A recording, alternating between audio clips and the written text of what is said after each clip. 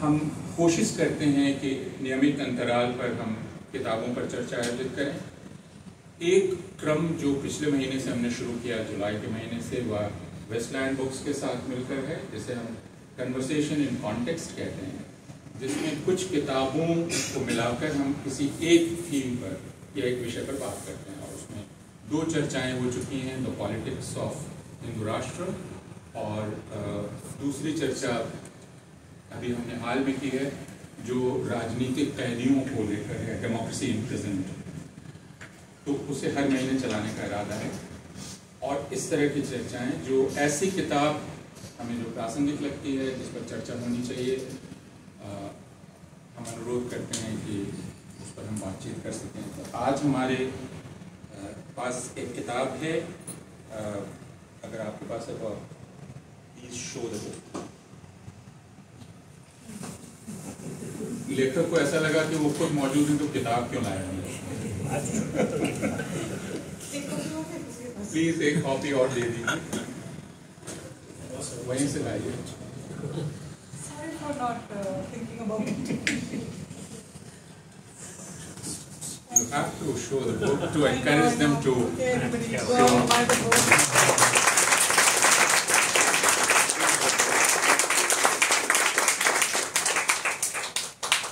Revolutionaries on trial, और यह किताब मशहूर लाहौर कॉन्स्पिरेसी केस पर है, या लाहौर साजिश के मामले पर है। अपर्णा वैदिक की यह किताब जब आई, उसके पहले उनकी और किताबें हम पढ़ चुके थे, और इससे यह अंदाज मिलता है कि अपर्णा वैदिक की एक गहरी रुचि 2 प्रश्नों में है। एक तो हिंसा के प्रश्न पर, और दूसरी क्रांति के स्वरूप के प्रश्न पर, या क्रांतिकारियों के स्वरूप के प्रश्न पर। और ये इतना आसान नहीं है जितने हम लोगों को मालूम पड़ते हैं। यह किताब खासकर दिलचस्प है क्योंकि ये उस मुकदमे की कहानी बतलाती है, लाहौर कॉन्स्पिरेसी केस की, लेकिन उस मुकदमे के किरदारों के बारे में भी बतलाती है। वे किरदार जो हिंदुस्तान के बहुत सारे लोगों के लिए नायक हैं, और उनमें बहुत सारे लोग खलनायक भी हैं। बहुत सारे लोगों को गद्दार के रूप में देखा जाता है।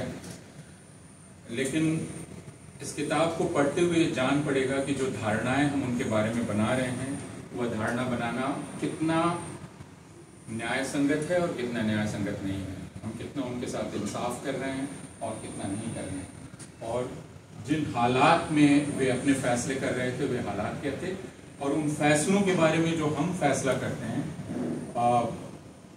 उन पर भी सोचने के लिए किताब हमें बाध्य करती है। अपर्णा वैदिक इतिहासकार है, और यह उनकी 4थी किताब है। इसके पहले उनकी एक किताब वेटिंग फॉर स्वराज, वह भी क्रांतिकारियों की अंदरूनी जिंदगी की कहानी पर है। माई सन्स इनहेरिटेंस, जिन्होंने पढ़ा है वो जानते हैं कि इतिहास को एक कहानी की तरह कैसे कहा जा सकता है, या अपर्णा के लेखन से जानते हैं। प्रोफेसर माधवन पालात को यहाँ कौन नहीं जानता है।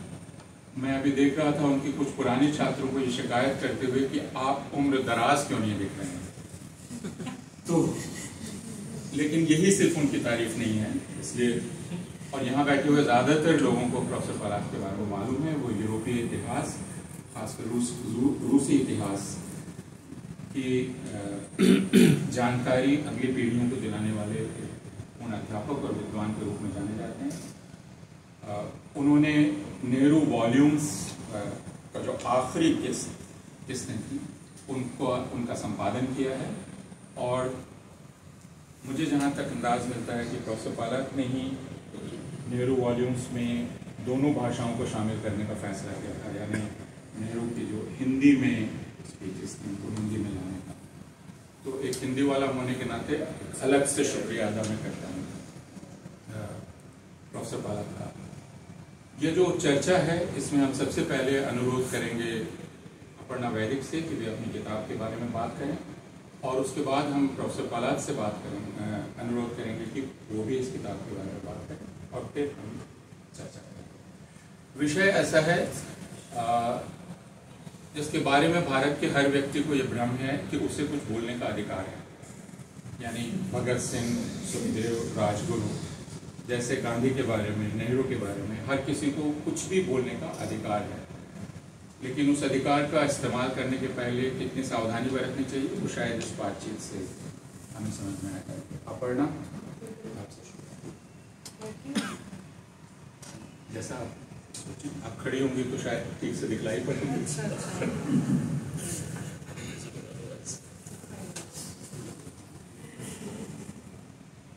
Okay, there was a debate between me and Professor Palat and Apurvananji on how much I need to speak.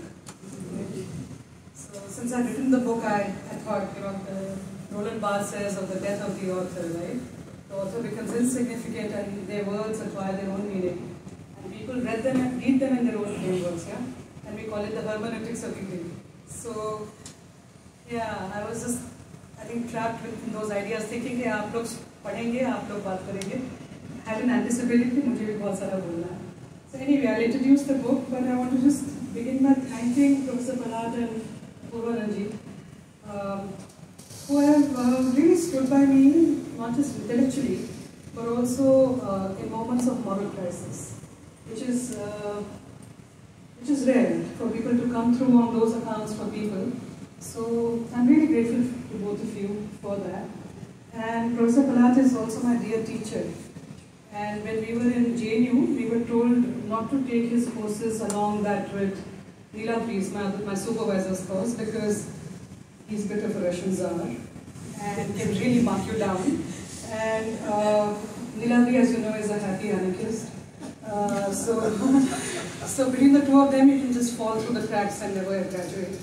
So, but I did take his course and I did well, so I'm very proud. That's like a badge of honor for me. So, and to have him today with us is, for me, a huge honor. Yeah, so I feel like almost like that student from my MA days who's like really thrilled because their teachers come. So, and their teachers paying attention to them.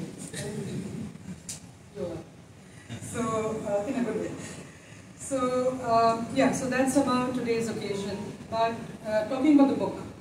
So, I think everybody would want to know where I started the research for the book and how it got... keep it closer, okay. So, I think most people who read the book would be interested to know, I'm assuming, that how I started the research on the book. Yeah? Now, the research on the book started about 15 years back. It goes back really, I was still in the US at that time. And my earlier research is actually on the history of Andaman Islands. I'm an Indian Ocean specialist. I trained as in convict histories and what we call spatial histories of spaces. But at some point, for my work, I reached America. I was employed there at Georgetown University, and something shifted over there. I realized that I wasn't connected to the ocean in that way, and I was seeking to connect back to home in a particular way. And that started a new journey on looking at histories of nationalism and the revolutionaries. And my initial interest was in the Ghadar revolutionaries, who had their home base in California. And there was a lot of record on them in US. So that became my sort of the starting point, and I developed an entire project on that. And there was a very famous case called the Franz Bopp case in the 1940s that impacted the citizenship laws in US and the espionage acts across the world. So that was my initial sort of thing I started on. But as I moved from US to British Library for my research and to the National Archives, my project shifted. Yeah?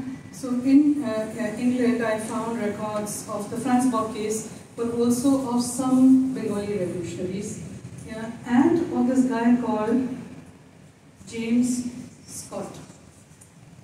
Now, James Scott is the officer whom these revolutionaries had planned to kill, but hadn't killed because they mistook him for, they mistook somebody else for him. So they killed John Saunders instead of James Scott. So I found James Scott's records there, and they were very limited. It was primarily an obituary and a book that James Scott was reading the few months before he died, and he had annotated the book. Yeah, so those records I found there, and that sort of shifted my thinking. Okay, there is something here. And then I came to National Archives, and I was still living in the US at that time. So in National Archives, I'm going through various records, and I chance upon these letter exchange between Sukhdev's brother and this one revolutionary who had testified against Bhagat Singh and others in the Lahore conspiracy case trial. And these letters were fascinating for a variety of reasons. Now, at the top of this letter was his address, this man's address. His name was Hansraj Vora, and he lived in Gaithersburg, Maryland, which you know is not very far from Washington, D.C., where I was living. Yeah? And he talked about the time, Sukhdev's brother was trying to establish why did this man testify against his fellow revolutionaries. Yeah? And this guy then, initially doesn't want to talk about it, but then something happens and he decides to talk about it. And he gives his reasons for having betrayed, so to say, or having renegaded. Yeah? So I'm not going to tell you what his reasons, because that's, you need to read the book. That's in the book. So, but I'll tell you something. But as I was reading the letters, there was one line in it which said, "All I want by the time I die is to be forgotten." And for me, that one line, I kept reading it again and again, it gave me goosebumps. Because the human quest is for immortality, right? We all want to leave our imprint on the world and, you know, in some way be remembered even after we die. And we do remember people and all of that. Not everybody has to have that quest, but I'm imagining that that's a human quest. And here is a man who's saying, I want to be forgotten when I die. Yeah, so what happened? What is it with him? And he, in his letters, accuses one of the very big revolutionaries who's seen as like the son of Mother India and all of that, of having betrayed first. So in another place he says, I did not betray, I was betrayed. And you know, that just like changed my project. Yeah, completely. And I was like, okay, I need to work on this. This is the letters that this is meaningful work, right? And then, as I'm going through Sukhdev's brother's collection, so how did these letters arrive in the archives? Sukhdev's brother, when he died, his name is Mathura Das, his wife gave over all these letters correspondence to the National Archives. That's how they ended up here. Then as I'm going through his materials, there in one place he says, Sukhdev's copy of the trial. Yeah? So I was like, what is Sukhdev's copy of the trial? And then he mentions how Sukhdev had a copy, a printed copy of the trial, in which was given to him after the judgment to be able to appeal the judgment. And in this copy, he is using a pen with a green ink and writing in the margins. And I'm like, okay, this is his copy. And I remember having seen the green ink somewhere. Okay. Actually, in National Archives, they had taken this copy and filed it, miscatalogued it, and put it as a part of National Freedom Movement series. So, you know, there was a sort of archival error over here. So this was a copy that all scholars were referring to without realizing this is Sukhdev's copy, and the annotations in the margins are his. And once I realized that, I scurried. You can imagine me like Amitabh Bachchan style, running to that rack, pulling that out, and then poring over it. And lo and behold, there were the green marks there. And I was like, gosh, what a discovery. Yeah? Especially because that part of the trial, the revolutionaries did not even go to the court. So they were silent. And here was past speaking to me in the margins. Yeah. Okay. Can you imagine the excitement that historian has when they find materials? Yeah. It was so exciting to I found this copy and like that. So that's how my research began to take turns. A lot of marginalia, a lot of annotations, a lot of asides, chance discoveries were the progenitors, so to say, the fount of this project. And this became my method also. It helped me question the traditional historian's method of having a clean narrative, you know, not going by the hunch or happenstance, and you have to be very objective and all that. So questions of objectivity, subjectivity, how do we deal with these fragments of the past? How do you even weave them into a narrative? So that's how that's the beginning of the project. And then I kept finding more material. It also changed the way I was looking at all the materials. Yeah. And then came the question of how do I narrativize? Yeah.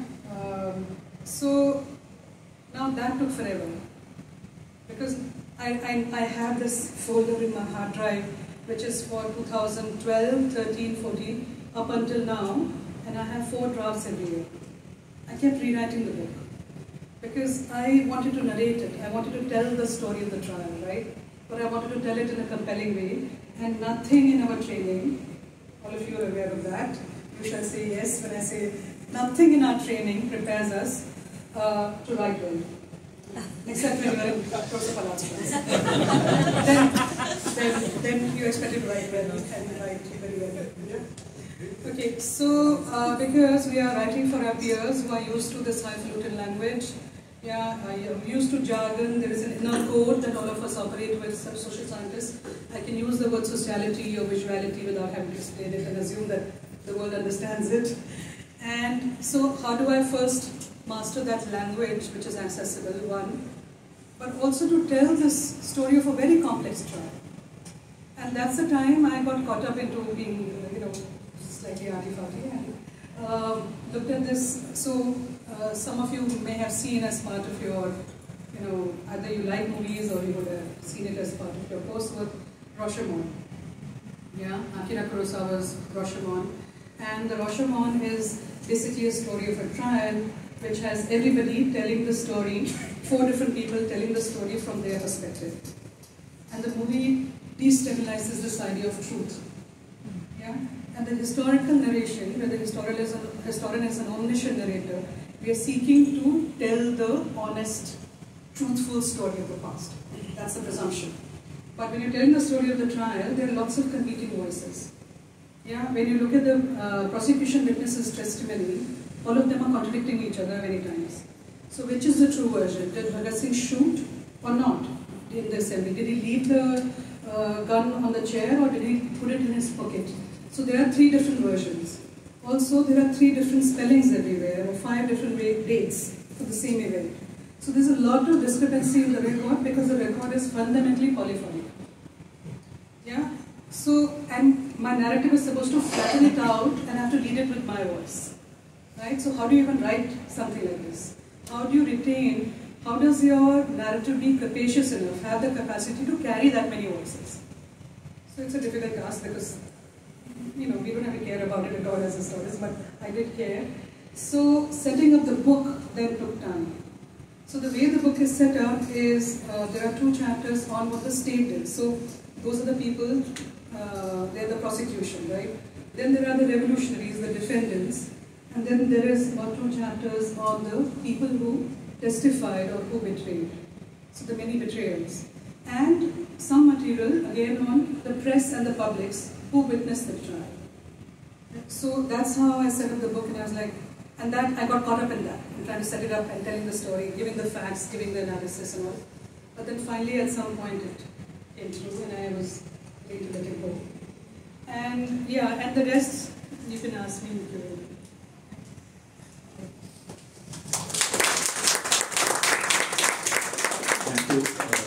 बहुत शुक्रिया और मैं अनुरोध करता हूँ professor Mahmood बाजार से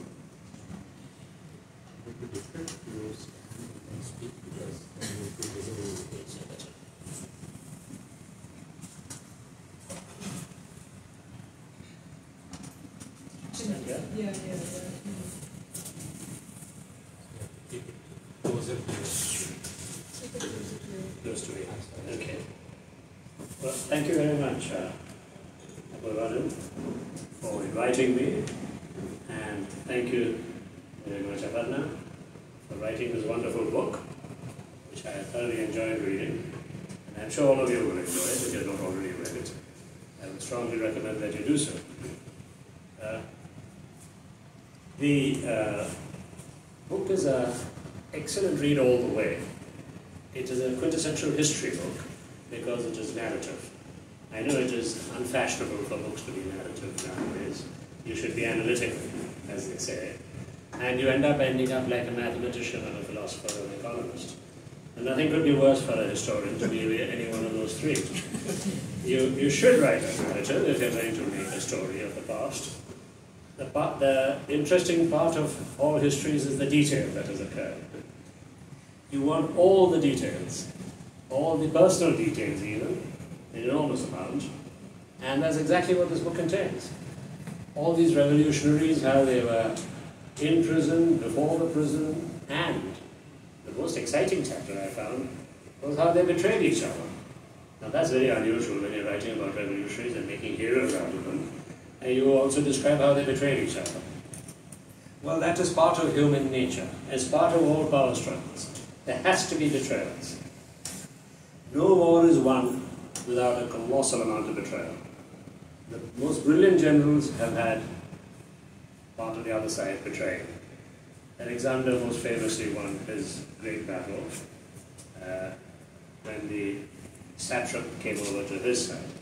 Timur, another brilliant general, knew how to do the job. He bribed the man to cut the staff at the battle in the middle of Siberia against the Mongol tribes there, and so on. You can go on like this, any number of histories. Always there has to be. So if there is no betrayal, then you're engaging in some form of mythology and a hagiography. And I'm glad that Aparna has taken the bit and written the whole story. But Aparna, I must fault you for one reason. It's a book as it is. Why do you feel guilty about revealing part of the story? Okay, sure, you do it. What? Rajna? This is one of those marketing tags. Very good. Feel guilty and move people by it. No, it's part of the historian's job to tell the full story. And once a person is a historical figure, all details about their lives are open. Everything, even the most intimate details are exposed. So there's no reason not to talk about it. Aparna felt slightly worried that this one had said, Mora had said, I want to be forgotten. And she felt that she's remembering him the wrong way, perhaps. Well, if he wanted to be forgotten and then left it behind in an archive, I don't think he quite wanted to be forgotten. It's one way of being remembered. He didn't want the letters to be given. He didn't know the letters would be given. He should not have left the letter. You know the story. If you have a secret to keep, you must know that you have a secret to keep. And he let it be known, and so it got out. Of course, this happens again and again. Practically every historical actor that we come across are hiding something, and the historian reveals it. Nobody wants to be presented the way the historian is presented them. Again and again, on and on this happens. So there's nothing surprising here.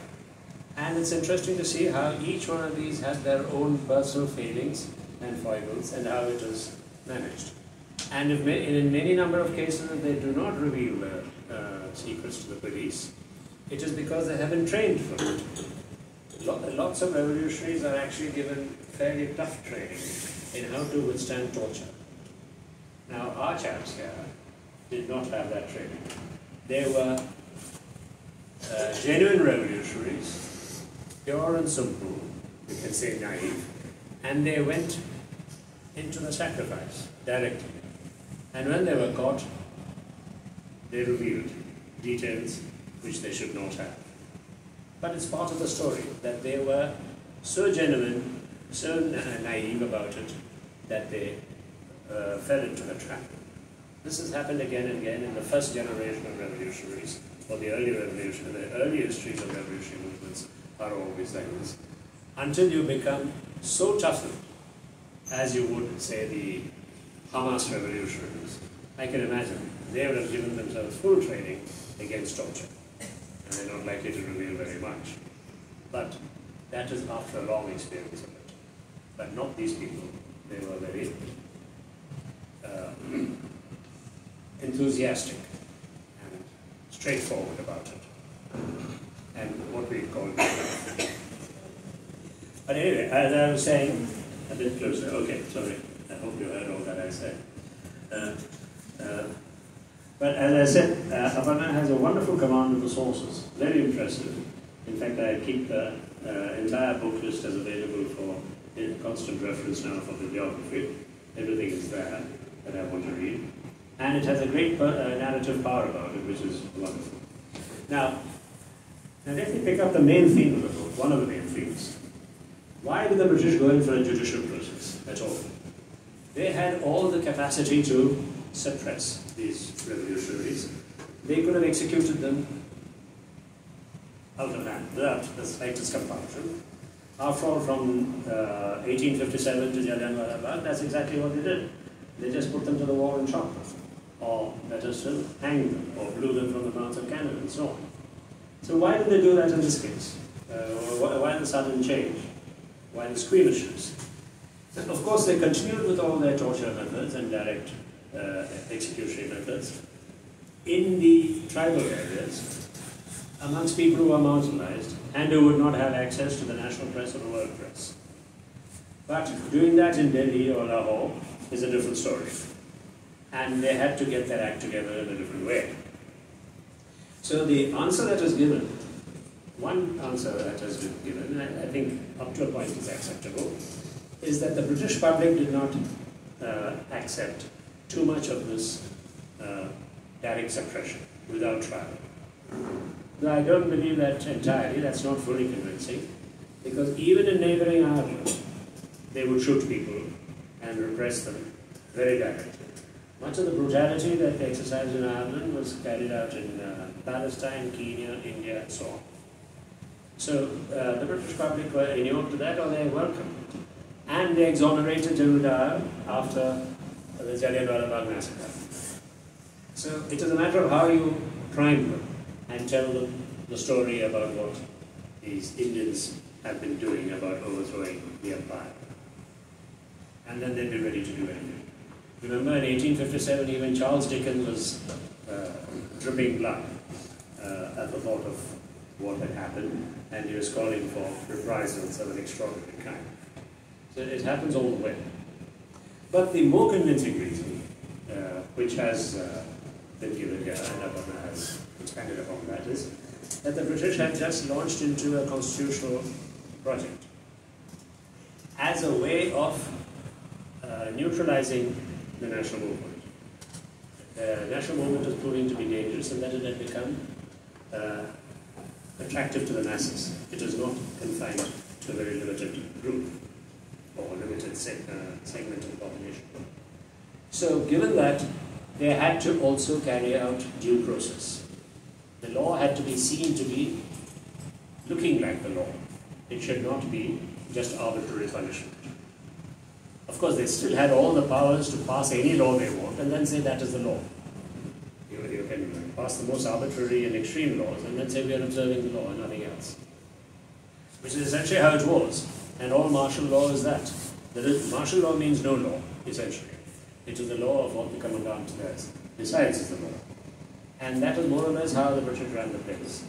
And when, Aparna has given the details of how the Privy Council in England actually decreed that the Governor General is the one who decides whether there is a state of emergency or not, and what the law accordingly is to be.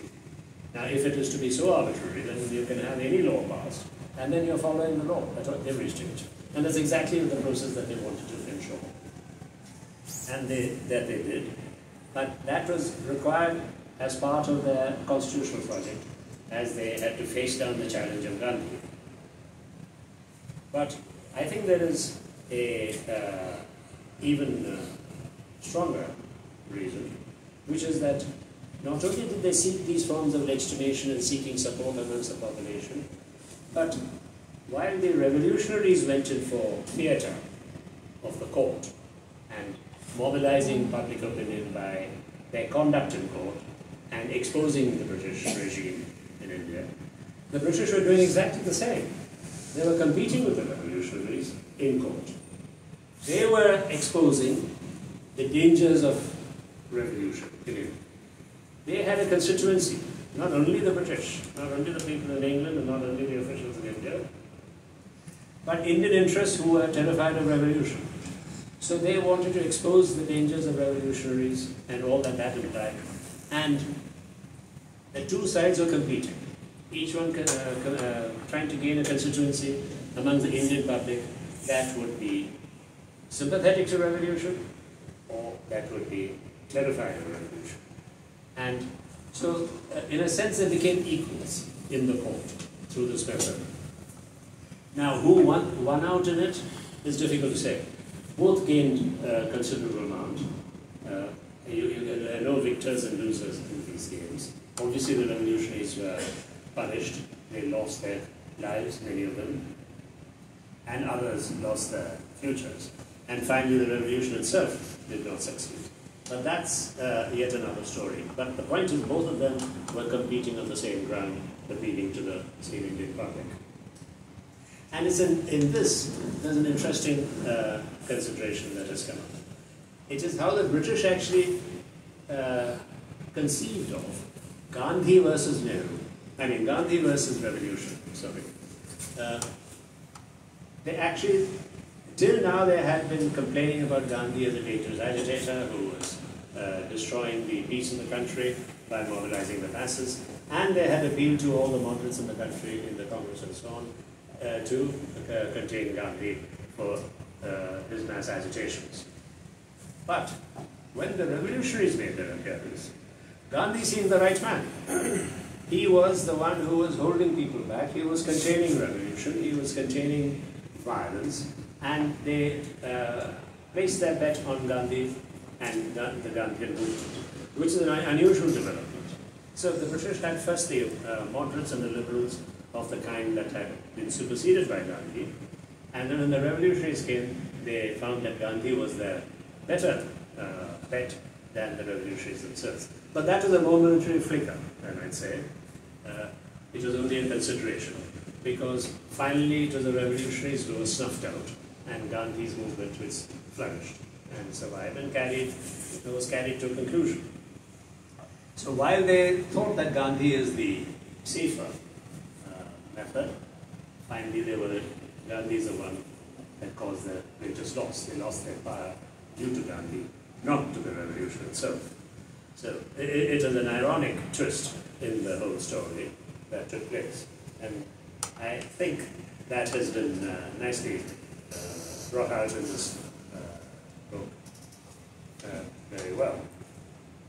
But the further irony is that while the revolutionaries were engaged in an enormous amount of theatre in the court and outside the court, the Gandhians were never in court. They never used the theatre of court. They were volunteers. They always went to prison free.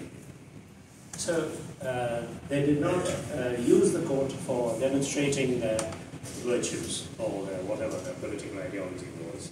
The court was not the place for it. To the British, the court was the site of the contest.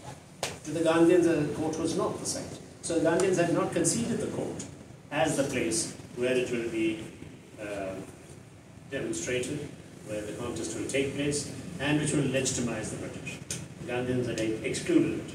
Even if they were non-violent, they did not allow all the legitimating processes of legal rationality to be carried out, as the British would have wanted.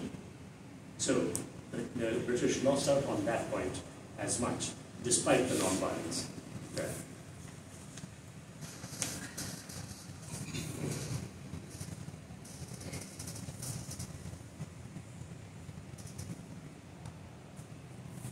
Yeah.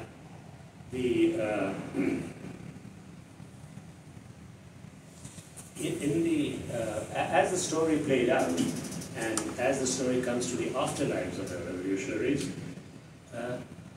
it is interesting that there has been a complaint from members of the families of the revolutionaries and those who belong to the revolutionary tradition that the revolution has not been given its due, and that the Congress has in some sense sort of either suppressed it or neglected it or been unjust to it.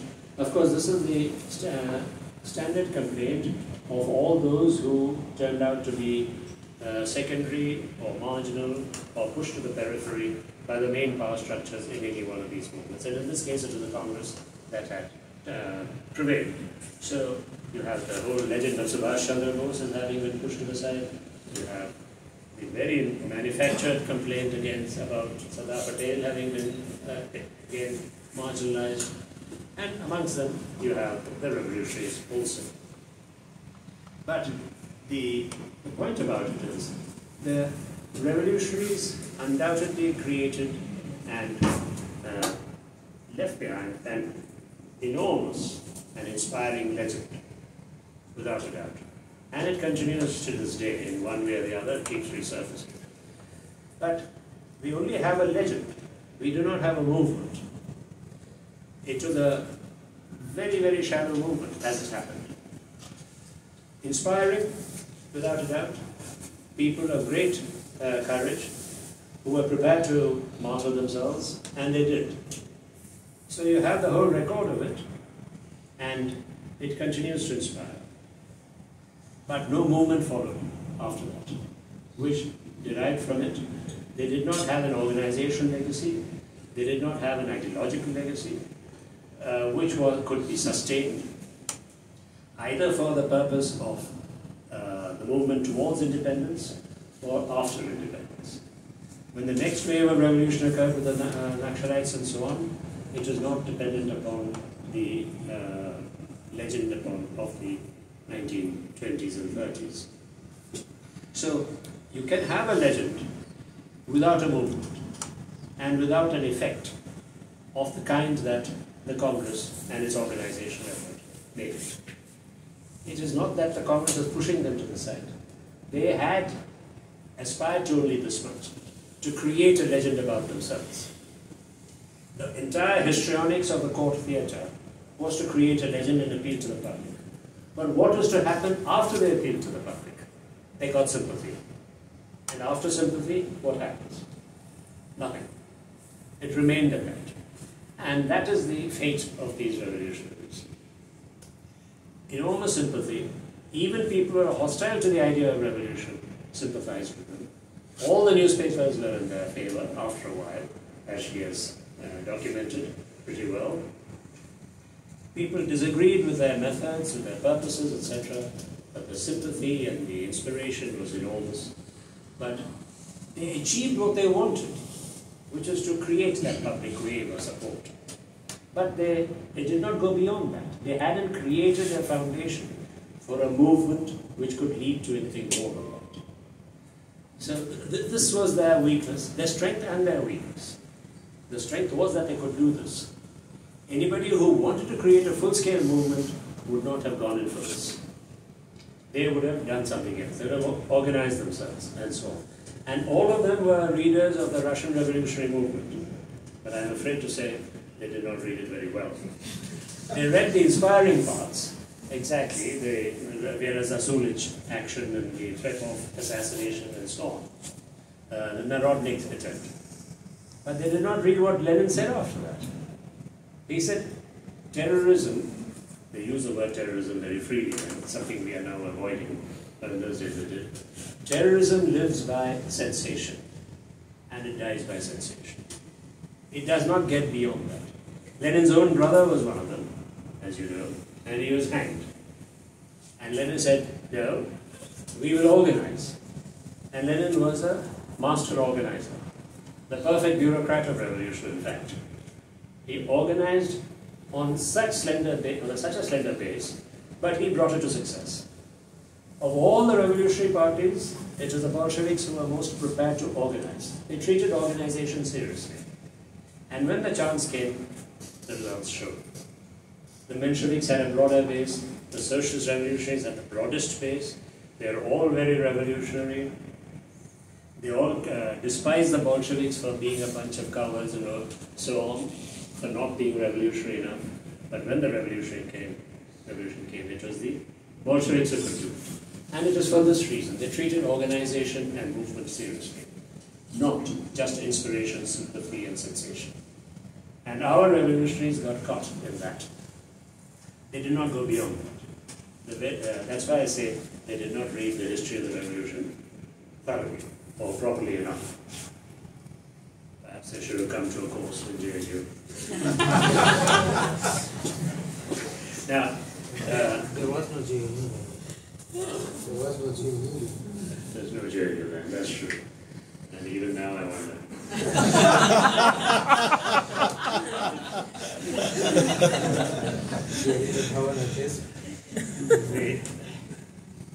Now, it would have been interesting in this situation. I know it's far beyond the limits of the book, but it would have been interesting to examine some of the famous trials in history. These are not the only revolutionaries who went to trial, and the British are not the only ones who wanted a trial of revolutionaries to legitimize their trial. Well, let me take you back, very far back, to one of the most famous trials of all, of Jesus Christ. He was tried first by the Sanhedrin, that is the Jewish committee, who condemned him for blasphemy, and he has to be executed. But the ones who do the execution are the Romans. And when it was sent to the Romans, that is Pontius Pilate, the Sanhedrin decided blasphemy is not enough ground for the Romans to act. They are not interested in blasphemy. So they changed the charge to a political one. So Jesus has declared himself king of the Jews. This was a dangerous political charge. And that got the Romans interested. But Pontius Pilate was a sensible fellow, and he knew he was being manipulated. So what did he do? Well, you know the story only too well. He said, I have nothing to do with all this. You people can take him and do what you want with him. And so Jesus suffered. But the point is, Pontius Pilate, in spite of being an absolute ruler, and that too of the Roman Empire in such a place, without any challenge whatsoever, he wanted a form of legitimation by history. And he got it. It's the Jews who are now accused of the blood of Jesus. And for 2,000 years, one strain of anti-Semitism is derived from just this, the blood guilt of the Christians, of the Jews against Jesus. And the Romans have been exculpated. Well, so this is an example of how, even with absolute power, you use these techniques of legitimizing yourself. Now, it's not that as if the Romans did that routinely. Their usual method was just to crucify anyone and everyone. And as you know from the Spartacus revolt and so on, what they did, they crucified the whole lot along the Appian Way and so on. But you come down to more modern times, we have the first case of a trial of a king. It was Charles I in England. Now again they went into trial. They did not just shoot him or execute him in any other way. He was forced to stand trial. And they went through all the legal arguments. And Charles made the argument saying, how can you try me? I am the source of the law. I am the sovereign. I cannot be tried. And they brushed that aside. They said, no, you're no longer the source of the law. And they tried him and executed him by exposing all his misdeeds. And you know the other famous trials. The French Revolution, Louis XVI, and Marie Antoinette. And each one had to defend themselves. And Marie Antoinette, by the way, you might be interested to remember, defended herself very well indeed, better than her husband. She was accused of having sexual relations with her 12-year-old son, if you please. And she was a perfect queen. She looked around the whole hall with all the majesty of a queen and said, which mother in this hall will believe this? She asked them. And nobody uttered a word. She was obviously innocent. She was being executed for being the queen and nothing else. But she stood trial very well, and she received all the accolades of the rest of Europe for having stood trial so well and defended herself so well. Right across all of conservative Europe was very impressed by her demeanor in the trial. So some of these trials cut both ways, and people never quite know what happens. Now, one of the things that is held against Lenin is that he did not try the emperor. He just shot him and his family, the whole lot. As you know, in a terribly brutal episode, they were taken down into the cellar of their building in Yekaterinburg and shot. He, his wife, his 4 daughters, his son, and their pet dog, the whole lot. And that is why it's called a murder still. People don't call it an execution. It's called murder. In Bolshevik accounts, of course, it's called execution. But otherwise, people always feel either he shot them or he murdered them. That's how it is still regarded. Because it did not go through a trial procedure. Now, and this goes on and on into the 20th century. I need hardly remind you of Stalin and his famous trials. And how did he conduct those? He wanted to execute all these. All of them were condemned before they were brought to trial, but he wanted to expose them fully. So all of them confessed. All these famous Bolsheviks, generals, and other people who were great heroes of the Soviet Union, all of them confessed that they had betrayed the Soviet Union. One of the, I can give you one, there are some very horrific examples, and this is a good story of how you make a person confess under torture in so many different ways. Marshal Tukhachevsky is a great hero. In 1938, just before the Second World War, he was arrested and he was to be executed. But the confession had to be made. Of course, he did not make any confession. So they brought his daughter to him and said, she will now be raped in front of you unless you sign your confession. At that point, whatever, he completely crumbled. He could withstand any amount of torture, but this is something he could not. He said, sure. He signed the confessions and said, now shoot me, and go. And this is how they managed with all of them. They gave them a choice which they could not refuse, under any circumstances. And it was not physical torture, not like our police. It was this kind of a torture which nobody could possibly withstand, under any circumstances. But Stalin got what he wanted, and to the public it was, and everyone is aghast. How are all these people Trotskyites, traitors to the nation, enemies of the people, and confessing it? If you see it in the newspapers day after day, yes, I have betrayed the secrets of the country to the Germans, to the Trotskyites, to whoever it be, and all the senior-most people, finally you will begin to feel there's something happening in the country which is so dangerous, and Stalin is protecting you from it. And Stalin, for the moment, got that degree of results that he wanted. So these things do happen in such a way. And even Hitler, after the plot of July 1944, he tried his generals and he extracted the confessions from them. Admittedly, here was physical torture, nothing so delicate as Stalin did. And of course, they suffered the worst possible fate. So this happens to all the way, and it gives you an idea of what tortures really mean. They are not just physical torture at all. In every way, the police get you at your weakest moment, and to be able to withstand that is a terrific effort. But the idea of all these trials is to expose misdeeds by people in high position, that they have been corrupt, they have been treacherous, that they have attacked their people, whatever it be.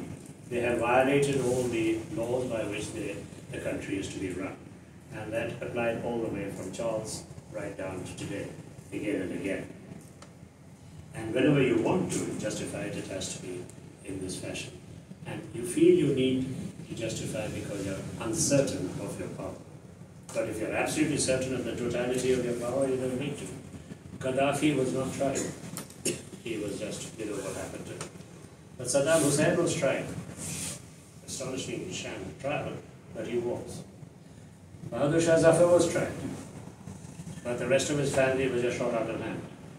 And so on. So, in every case, there has to be an attempt at legitimation as much as possible. And that's what they did, even if total power rests with you. Now here I want to ask you one question about murder.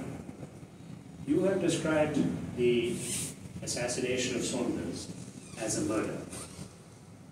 And right through the book you've called it murder. May I ask you why? And you don't have to answer straight off, but let me tell you why I'm asking this question. As far as the revolutionaries were concerned, they were carrying out, in their terms, it was an execution. A historian would say it's an assassination or a killing or a shooting. But when you say murder, you are taking the position of the victim of the colonial statesman and of Saunders himself. So why are we thinking of it as a murder when it is plainly a person who represents the power of the colonial state who has to be eliminated? And to the revolutionaries, it cannot possibly be murder. And to a historian, I doubt if a historian would now call it a murder. So I'm just raising that question. At some point you might choose to answer it. I felt murder was not the right way to describe it. And let me see, I think it's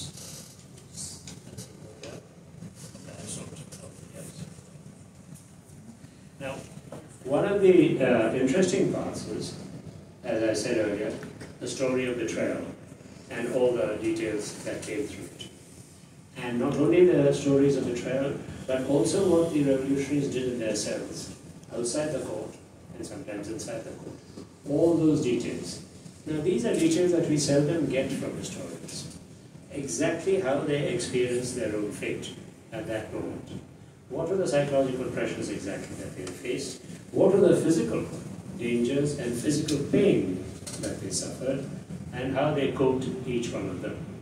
And it is in that context that the story of the betrayal, and as I said earlier, I think there's nothing wrong in fully exposing what a historical actor has said of himself, even if he does not wish to have it revealed.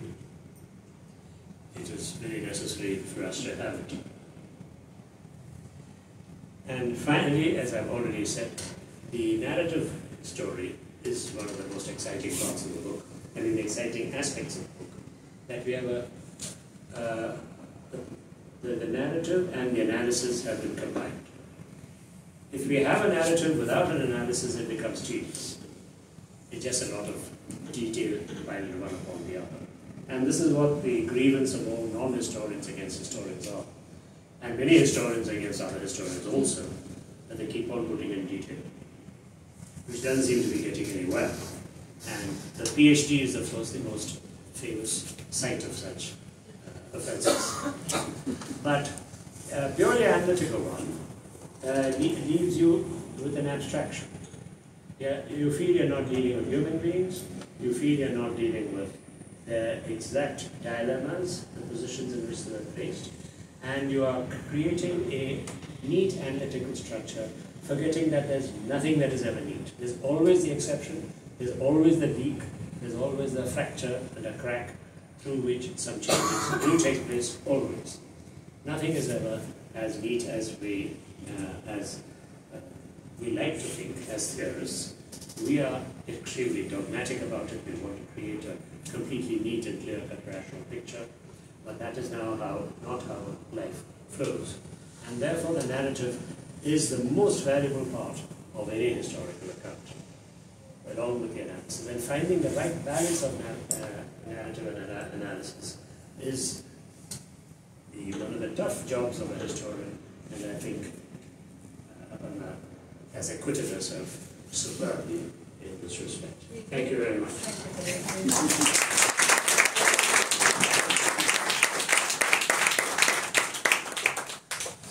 Thank you. Mr. Adityan. So would you like to respond to... I don't have the answer, but I will. Yes, try. Okay, so responding to that question about murder, honestly, this is the first time I'm thinking about it. It hadn't occurred to me. And I'm wondering what my process was here for it not to occur to me. And yeah, so whatever I'm sharing, whatever is coming to me, it's not a terribly well thought out, deep response that I have. मुझे okay, ये ना मेरा इनसे तय था कि मैं bilingual बोलूँगी और अपने flow में मैं English में सारा बोला मैंने, तो थोड़ा सा मैं हिंदी भी बोलूँगी, ठीक है sir? So they decide to kill this guy. Rajguru shoots once, and everybody, the three of them, Rajguru, and Bhagat Singh are there.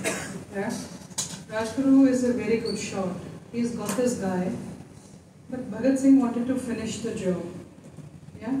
This guy's fallen behind his motorbike, and Bhagat Singh goes round and pumps in another 5 bullets. That gave me a pause. वो करने के लिए ना बहुत हिम्मत चाहिए. अब उसको हम करेज, साहस भी का नाम भी दे सकते हैं, और उसको हम एक अलग किस्म का करेज चाहिए होता है करने के लिए. And then he goes back. They run back to one of the hostel rooms, and Bhagat Singh is like he's overcome. He's totally shaken with what he's done. Yeah. So it was a murder for them also. Assassination carries a thing of strategic political astuteness, है ना, कि जाके मारना है और गोली मार के खत्म करना, उसके बारे में सोचना नहीं है type, right? But that's not the way it is with them. They're grieving over their actions also. There's a reflection and there's a moral, एक किस्म का एक नैतिक झंझावात है अंदर. तो I think वो मुझे मर्डर ही लगा. And maybe उस मोमेंट में शायद जितना एक हिस्टोरियन की तरह ऑब्जेक्टिव होना चाहिए वो नहीं हूँ शायद, उस मापदंड से मैं नहीं हूँ, पर मुझे वो लगा, it stayed with me. And then there were reports of, he's a young man, Saunders who does. वो किसी का बेटा था, right? I'm not supposed to have any moral empathy for the British, right? But according to them. But वो reports आती हैं, वो माँ बाप का young लड़का है, वो मर गया है यहाँ पे, मार दिया गया, उसके माँ बाप वहाँ पे अकेले हैं, this is the only son. And okay, too much empathy for the person who died, but yes. So that's what made me call it murder. हाँ, लेकिन जब मर्डर का ये सवाल है और ये प्रोफेसर पालत और आप दोनों से, इस किताब को पढ़ते समय मैंने पहले भी आपसे कहा था, अल्बेयर कामू का नाटक जस्ट असैसिनेशन याद आया, जिसमें इस सवाल पर बहस होती है कि मर्डर क्या है और रिवॉल्यूशनरीज कब खुद को मर्डर के चार्ज से आज़ाद कर लेते हैं. मर्डर का मर्डर नहीं रहता है. कालेलेव और स्टीफन और बाकी लोगों के बीच जो बहस होती है उसमें कहते हैं कि आप मर्डरर तब नहीं रह जाते हैं जब आप खुद सैक्रिफाइस कर देते हैं. तो मैं ये दोनों के सामने सवाल रखता हूँ कि सबसे पहला मर्डर और एक्सिक्यूशन या मर्डर से खुद रिवॉल्यूशनरीज भी सोच रहे हैं. जैसे भगत सिंह ने लिखा कि हम इंसान के खून को पवित्र मानते हैं और उसे बहाना नहीं चाहते. तो ये ख्याल उनके मन में है कि हमें कत्ल नहीं करना है लेकिन उसको जस्टिफाई करना है, हम क्यों कर रहे हैं. Yeah, you see, it's a bit, if you accept a law and you violate it and kill a person, then it's a murder within that law. Now the revolutionaries were rejecting outright colonial law. That is what revolution is about. So when they kill people in the course of revolution, that is not to be considered a murder by anybody except the colonial state, whose law is being violated in this way. Nobody else would consider it murder. Now, however tragic the circumstances, the boy might be the single child of parents and so on. I mean, like that, we can always think of all the historical characters. All of them are tragic. I mean, I'm talking of the Russian emperor and his family. 4 girls and a young boy. To this day, people weep at the thought of it, including a dog, by the way. It is always tragic, whichever way you look at it, when somebody is killed. But in revolutionary law and revolutionary logic, the killing has to occur. There's no other way. And when a person is executed by law, by all our judicial processes, is that a murder? As far as the revolutionaries are concerned, they are enforcing one law, and here the courts are enforcing another law. One is a murder and one is an execution. the position is reversed, it becomes the other way around. So many executions by law are considered murders by their opponents. So in this case, and now historically looking back upon it, we are always faced with these terms, and one of the things historians have to do is to avoid being partisan and taking the position of one particular player in the game. And I feel saying murder is taking the position of the colonial state. You can call it many other names: shooting, killing, assassination would be the most neutral, I suppose.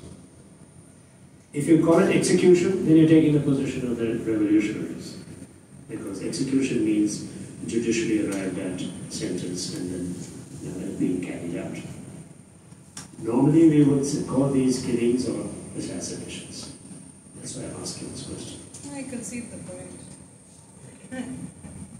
I concede the point because truly I shared my process with you.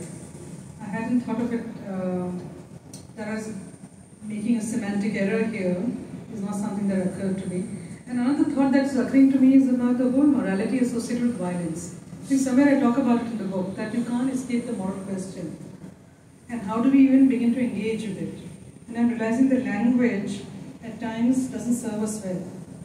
And I'm thinking murder without having thought through the sympathy it carries. I'm getting in touch with it only now. So yeah, agree with you. It's fine, yeah. Then come here. Yeah.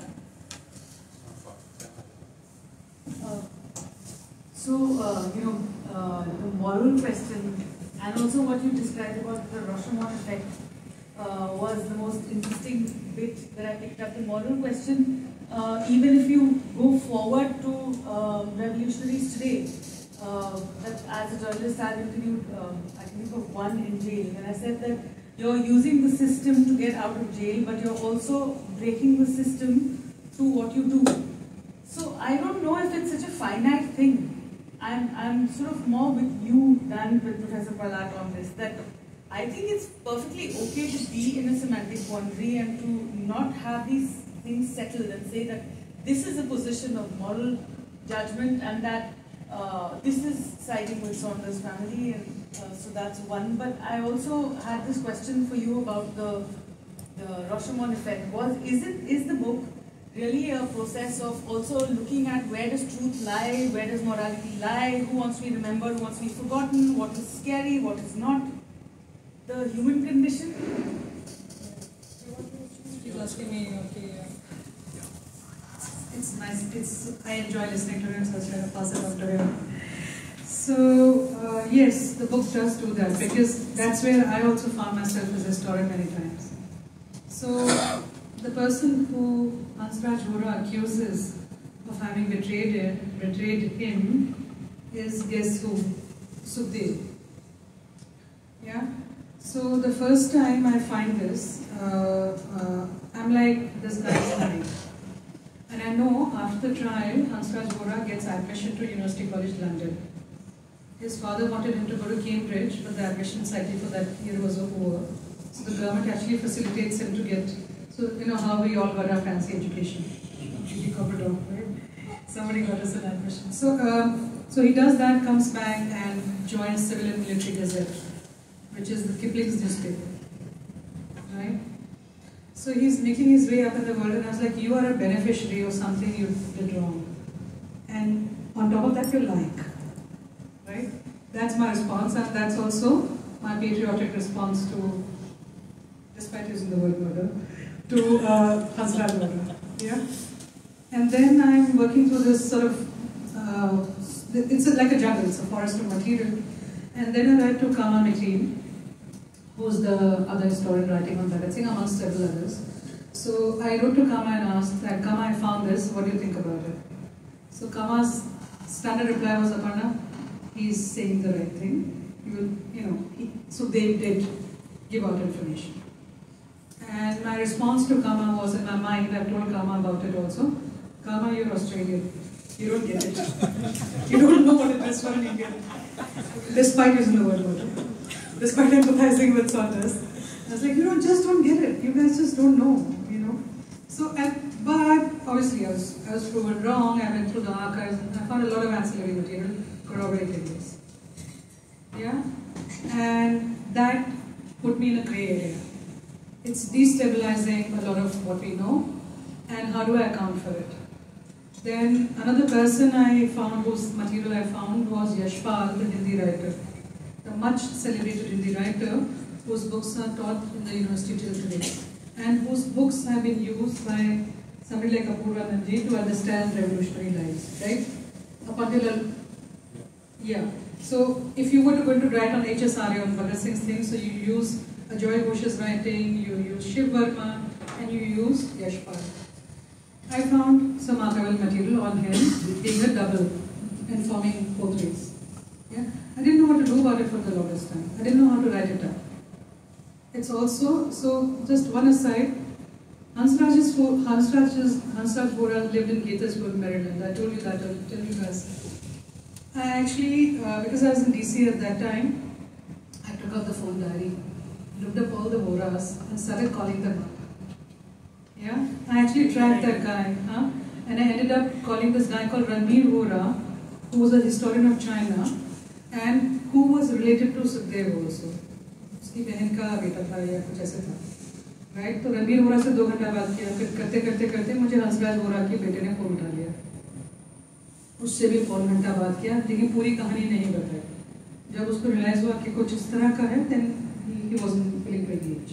So I footnoted those conversations also. But I know that there people are living, and I know their moral burden, I don't have to make mine, but it did become mine while writing. I carried that. Finding Jatin Das's death, वो आदमी तिल करके मरा, like slowly उसका शरीर में gangrene आया. These are hunger striking revolutionaries. उसका जो description है ना, it's horrifying. वो ऐसे ही नहीं लिख सकते यार बस. उसका affect इतना ज़्यादा है, right? उसका एक पहले उठा गया, फिर पैर गया, फिर आंखें गई, फिर वो मतलब तिल करके मरा, right? And then he dies, and there is a बड़ा हुजूम है जब वो उसका अर्थी ले जा रहे हैं. तो सरकार का ये है कि इसको यहीं जला दो भैया, कलकत्ता मत ले जाओ, तो वहाँ पर भी शुरू हो जाएगा दंगा. But then the brother wants to take and cremate because वहाँ का है वो. तो वो ट्रेन में उसकी अर्थी रख कर ले जा रहे हैं. ट्रेन जा रही है लाहौर से लेके कलकत्ता तक, और जहाँ जिस स्टेशन पे रुकती है वहाँ लोग चढ़कर उसको वो करते हैं, वो चढ़ाते हैं. तो इलाहाबाद में रुकी तो नेहरू चढ़े रात के वक्त, और और जो सिक्के उस पर गिर रहे हैं, लोग उनको उठा के तावीज़ों की तरह ले जा रहे हैं कि इससे तावीज़ बनाएंगे. तो आप मतलब उस चीज़ को इमेजिन करना, उसको पढ़ना, फिर उसको लिख पाना without losing the affect. I wanted to bring in the affect that it was creating for me, right? And these are hard questions. So I know, that's why I'm saying the objectivity question ना मेरे लिए वो थोड़ा हिल गई कि ये इसको लिखें कैसे, इसको affect को कैसे लिया जाए अंदर. And क्योंकि historian is supposed to be cold-blooded, omniscient narrator. Yeah, so just sharing some things that I encountered as I was looking for this sources. Some questions. I have to start with the caveat that I haven't read the book. Yeah. But just by the conversation, I can speak just by the conversation here, you mentioned that when they went to do the shooting, they got the wrong guy. So maybe subconsciously for you, that translated into it was a murder. They didn't get the guy they were supposed to get. So just maybe I'm trying to think as to why. You're sympathetic to the murder. Yeah, I felt that you were so busy trying to, maybe subconsciously thought it was the wrong guy. Possibly. And I don't like Scott as much. So have they got him? Yeah. Yeah, maybe, yeah, so possibly. But yes, what he has to say also holds. That's something I should have paid attention to as a historian. Yeah. So I just wanted to ask, like you said, am I loud enough? Yeah. You said that for the revolutionaries, they were rejecting the law of the colonial state, and therefore it would be murder because that's what the law. But can we see this like a law of the revolutionaries or more of a mission there? And is it possible that the law that they're rejecting one, but something else is a law for them which is not part of the colonial state? and the murder or the assassination or the killing or the shooting is going against what they maybe fundamentally believe, as you said, the sanctity of human blood, spilling human blood and life, which may be something more on the lines of dharma or something like that, which might be more into play because of what he said after pumping those 5 bullets into him. I mean, you know, different, because the killing itself would be part of a mission, it would be part of a law. So maybe there is something else governing their morality and action and accountability. Yeah, the reason I contrasted the two laws, as it were, the colonial states law and the revolutionaries law, is that by the colonial state, they have a law, and this is a murder. To the revolutionaries, if they are following a law, but fugitive law, they are carrying out an execution. Exactly as a colonial state would go through a judicial process and execute a criminal. They are looking at what in the same way. But the ambiguity in this is that these people were not so keen on killing. They were keen on making a demonstration, but they wanted to kill Scott, all right. So, assassination is more cold-blooded. Here there seems to be a lot more emotional engagement as well. well, Mine too, no? Like, I think my process is also interfering with that of the well, revolution. some people might be cold-blooded, some people might be more hesitant. I mean, there are a variety of positions you have once you launch into these. There are so many stages of this, so many uncertainties and ambiguities. But I think these are people who were not keen on killing or mass killing. That is true. They regretted many of their things and they wanted to make a demonstration. But they were not unwilling to kill either. They were setting out to kill Scott. And sufficiently for Scott to be so terrified as to give up his job and run off to flee to England. And I was so astonished that he did not feel secure enough to continue living in India. Which brings me a point I did not make here, is that from your book it's very clear that, and I suppose it's been elsewhere said, that as a result of these revolutionaries' action, many Europeans and expatriates and others felt insecure in India in a certain span of years after the Second World War. And they had armed guards and militarized their homes and so on, which you've described. And people like Saunders actually gave up their careers and fled, which is strange for a policeman whose job is to, after all, he's dealing death every day to others. He's not willing to face it himself. And that brings me to the point that Nehru always used to make. He said, every European or an Englishman was totally safe in India. Our movement is so non-violent that they feel safe. And he gave numerous examples. And he continued to give these examples into the late 50s to boast about the non-violence of Indian nationalism and how they had made their gained independence. But it wasn't quite so. Nehru's claim and the reality of it as a result of these revolutionaries are rather different. The Gandhian movement may have been non-violent, that is true, but that doesn't mean that every European felt totally safe, as Nehru claimed. So this is a good correction to Nehru's claim and image-making that was carried out throughout the later years, and especially into independent India.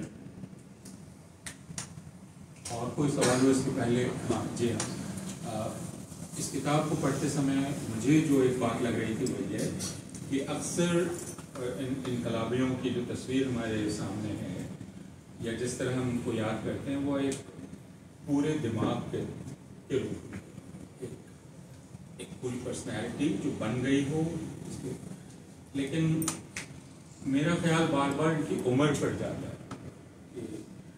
ये 17 बरस से लेकर 21-22 बरस तक के हैं और इस पर हम पहले भी बात कर चुके हैं कि इनकी जो औसत उम्र है इनकलाबी की वो 3 साल 4 साल।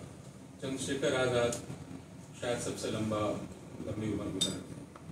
तो इन पर जो बोझा हम सब ने लाद दिया है कि ये फैसले कर रहे हैं, जो फैसले बहुत ही मैच्योर परिपक्व दिमाग करता है, लेकिन ये 17 से 21 साल 22 साल के बच्चे हैं जिन्होंने ऐसे हालात तैयार किए जिनमें ऐसा फैसला लेने की हम उम्मीद उनसे कर रहे हैं जो बहुत मैच्योर लोग हैं। इस पे मैं चाहूँगा दोनों रिस्पॉन्ड करें, प्रोफेसर प्रहलाद और इस मेकिंग ऑफ रिवॉल्यूशनरीज के। Yeah, we certainly impose a very heavy burden on them. People so young, I always think of them like my students, especially when I see the photographs of all these people of the revolutionaries. And it is very painful to see them being condemned to execution one after the other. And not only these, when I looked at the archives once, and I saw the pictures of all those who were caught in the Mafia rebellion, and all of them were about the age of 20, between the age of 20 and 24 at best. Exactly the age of students. And to see all the young, alert, intense faces, each one, under each photograph, to be hanged. To see that is one of the most painful things to read in the archives, I might say. And we have certainly burdened these people with a very heavy responsibility, and we are discussing them as if they've lived a full life with worked out ideologies, strategies, and actions accordingly. And perhaps it is demanding too much of those people and from their afterlives. But that is also the reality. They've lived only that long, and it is on this action that we are commenting on. So many other people have died in their early 30s, and they lived another few years. Some of the most famous people have died by the age of 30, 32, and done an enormous amount. Jesus, by the way, was 32 when he died. So was Shankaracharya. Interesting. And Vivekananda. and so on. Any number. So people have had very short lives in which to live a full life. And it's only our technological changes today that we live such long lives that make us sometimes think that these are very short lives. Yeah. It may not have been so very short. At a particular age, people in their 20s are fully responsible, taken on all responsibility. They become kings and emperors and generals. Napoleon was a general at the age of 27, and one of his most famous victories, and an emperor at the age of 35. So many people have lived their full lives in their 20s, again and again. And you remember Caesar's great grievance was that he had lived up to the age of 50 and had not conquered the world, unlike Alexander, and so on. So we can look at it both ways. These people have lived a full life in that in their emotional intensity and reflections, they've gone through it all and have died early. That's true. But to us it looks as if they're children. But that's not how they saw themselves. They saw that they were carrying the burden of Indian history on their shoulders. And we must look upon them that way, as they saw themselves. Actually, I was first trying to just change the topic away from murder versus non-murder. But since that is already accomplished, I'll build on the very Aam Aadmi type question. Which means that, I look at what history means to me today or people today. And what do they do with that knowledge of that? Take the mic. I was saying that I'm asking a very sort of Aam Aadmi type question, not an intellectual question. And the question I have is that the more you read about people, the less heroes they become in your mind. Whatever one can say about Nehru, the what if and what and potential, all that nonsense, it leaves an impact on people. That maybe he wasn't the greatest prime minister, whether it's right or wrong. I'm not getting into that. In your work on this, Aparna, when you go through this, do you sort of, for me, for example, these are movie-made heroes or folk stories heroes. But when you read about them, they sort of come down a little bit into A, being human, and B, it's not the right word at all, I don't know a good word for it, slightly flawed, slightly less than perfect, less than hero worship worthy. So when you go deep into that, do you find this sort of a phenomenon that if the Aam Aadmi, the masses, had to know more about it and get to your same level of understanding, which is obviously not possible, but would they be lesser people, so to speak? And would we therefore see a lot of people in different light?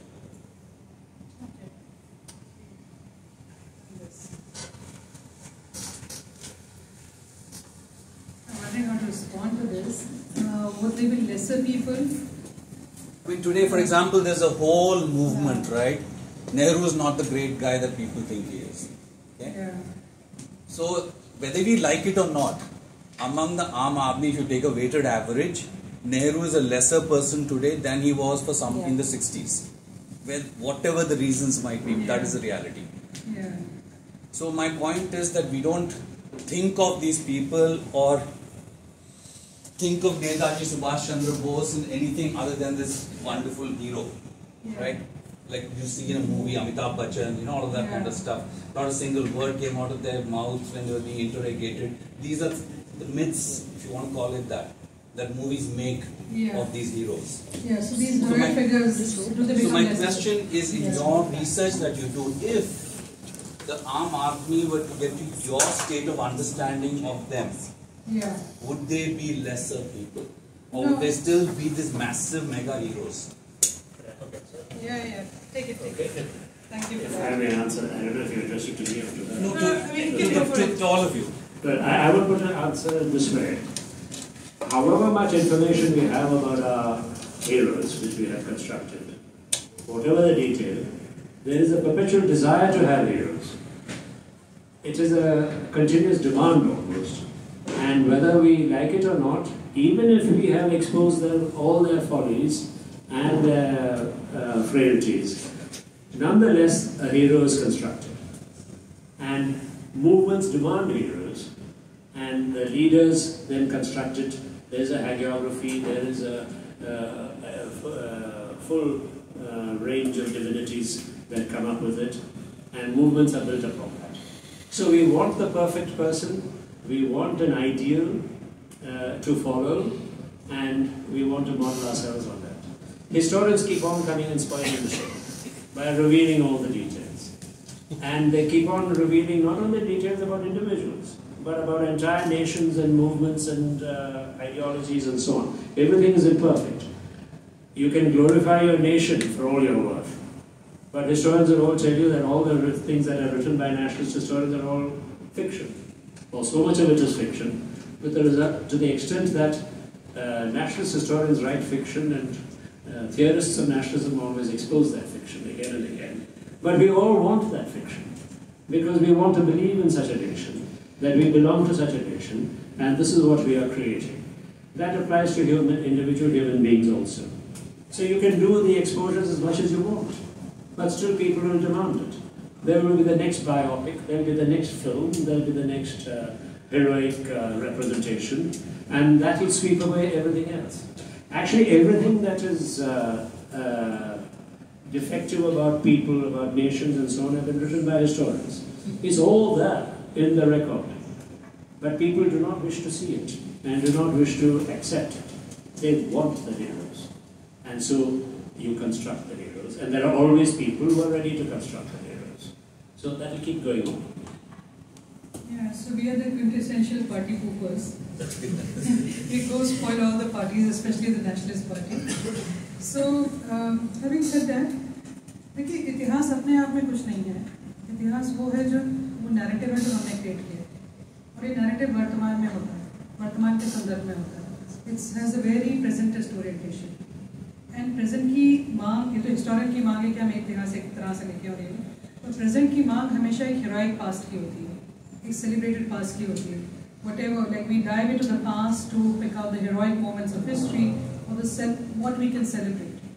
So that sort of feeds what you were saying. It will demand its own heroes. All times will have their heroes, iconic figures that people go back and retrieve from the past and hold up to show, हम यहाँ से आते हैं. right? So that will happen, but that's where the question that my book asks is, how do we write non-celebratory histories of revolutions? इन लोगों का इतिहास एक पूरा सेलिब्रेशन के तौर पे ना लिखकर इनको एक ह्यूमंस के रूप में कैसे देखा जाए, कैसे इस ट्रायल को समझा जाए. And a large part of what I'm trying to say is that the trial creates these people, not just their actions. Those actions are there, but they received condemnation at one point. And it was a gradual process of 2.5 years of the trial unfolding, the trial being reported in about several journals and leading newspapers.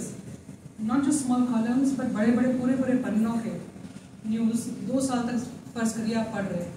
जब radio थोड़ा ही शुरू हुआ है, TV नहीं है, और आपको रोज़ दैनिक स्तर पर वो एक न्यूज़ आप कंज्यूम कर रहे हैं, तो आपका एक विचार बदलता जाता है. तो एक क्यूरेशन वहाँ शुरू होता है इनका आफ्टर लाइफ का. दूसरा इनका एक फोक मेमोरी में एक, क्योंकि अगर मैं पंजाब की हिस्टोरियन होती तो मेरी कहानी शायद अलग होती, मैं उसको अलग एफेक्ट के साथ लिखती, right? Because he is a major folk hero there is a folk memory, yeah, and वो कुछ भी कर लीजिए वो धूमिल नहीं हो सकती, ना ही उसको प्रयास करना चाहिए, right? And then in the 70s एक नया क्यूरेशन शुरू होता है. That new curation is done by the nationalist Marxist historians, जहाँ पे ये फोक हीरो ही नहीं रहता भगत सिंह, पर एक रीडिंग राइटिंग सोशलिस्ट रेवोल्यूशनरी बन जाता है, right? And that becomes our framework, that provides actually great framework की एक्सप्लेनेटरी मॉडल कि इसके थ्रू अब हम हिस्ट्री लिख सकते हैं.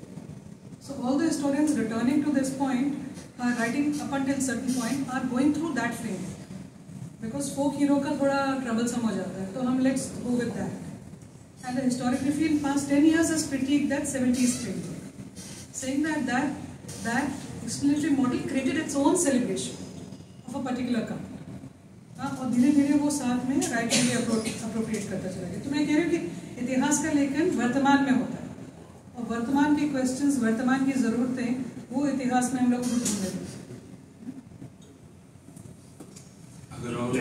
Let me also add, it's a fundamental question. Do not be so modest about it. It's a very central question. और अगर कोई सवाल हो, सवाल से पहले किताब पढ़ना भी जरूरी हो. किताब यहाँ है, किताब की कई प्रतियां हैं, वो इसलिए नहीं कि उनको खरीदा जाए, क्योंकि बिना खरीदे आप पढ़ नहीं सकते हैं. आप पुस्तकालय में जाकर पढ़ सकते हैं.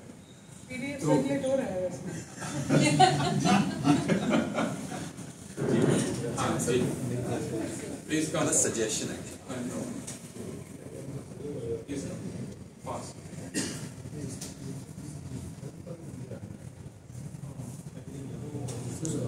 मैं ये कहना चाहता हूँ कि भगत सिंह जी पे बात हो रही है, तो ऐसा भी लगता है कि जो रास्ता उन्होंने एक नया रूट भी दिखाया है, कि मतलब कई लोग थे कि जो अहिंसा पे ही चल रहे थे कि हम अहिंसा के थ्रू ही जीत पा जाएंगे या हम स्वतंत्र हो जाएंगे.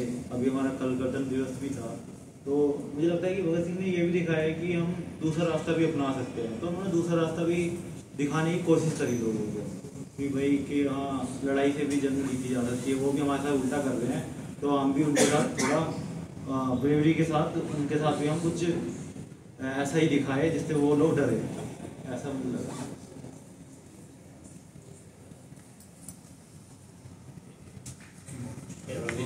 If there's time, I just have a suggestion. If there's time. There's a question then. Please come. What was the book that you found of James Scott that was annotated? I'm sorry if it's a very random question. नहीं, उसके बारे में mention किया है मैंने. It's there in the first chapter of the book. I think वो Alfred Draper.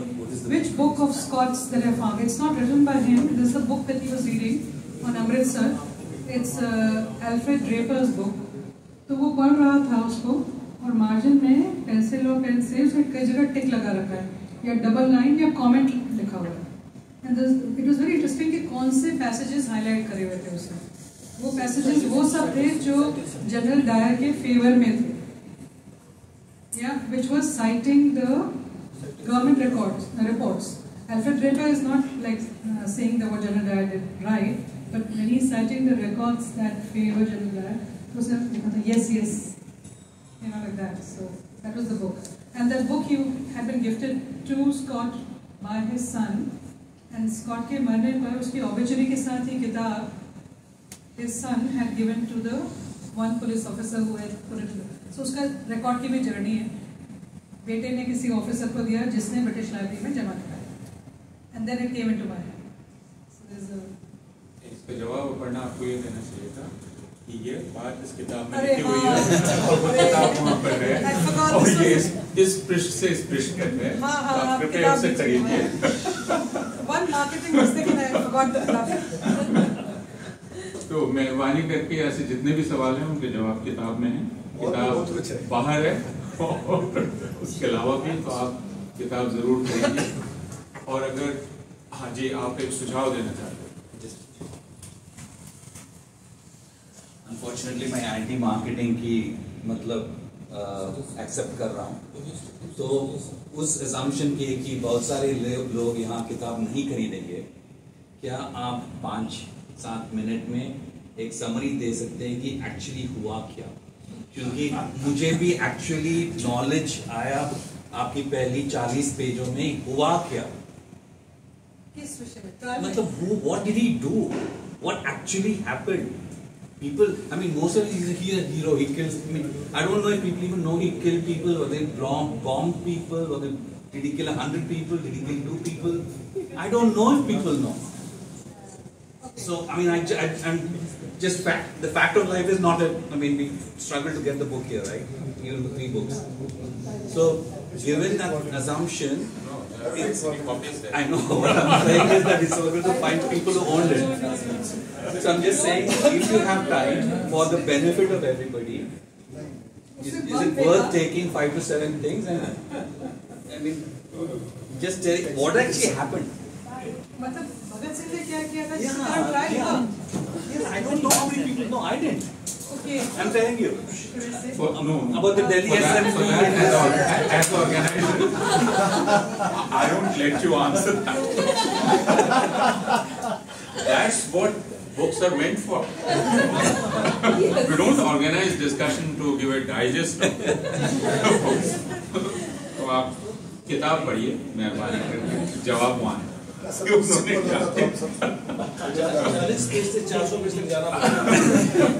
that I'm going to do, but I'm just saying it. For me, I realized that it's just a hero. We encourage people to read books. Books are written to be read. So,